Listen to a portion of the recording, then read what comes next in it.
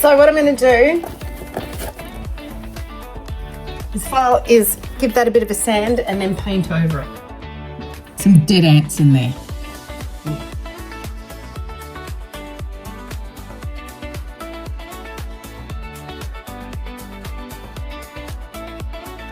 Let's paint this bad boy.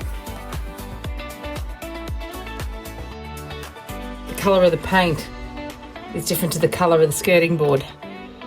The skirting board is a cack magnolia and this is a brilliant bright white. I can see this leading to doing the whole bedroom in a different colour.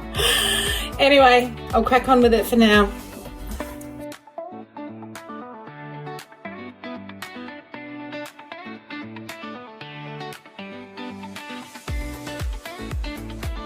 I don't think it's too bad.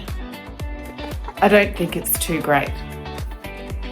But hey, that's what this channel is all about. Sometimes you just have to fix things up.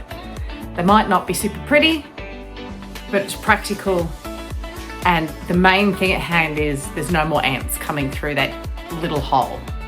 So, but we do want to replace the carpet, and I would like to paint this a nice forest green with perhaps grey around it. I really do enjoy the grey in our lounge room. I think it just softens and warms the whole house up. This is the lounge room that I painted. It took me 3 months. It's another fine project with Wreck It with Rex completed. This looks like it might be dry enough.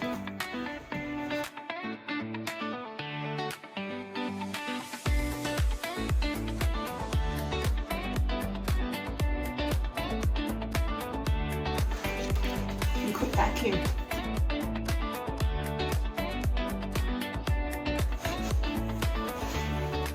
And there we go.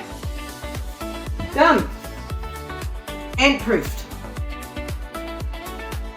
Not perfect, but better than it was.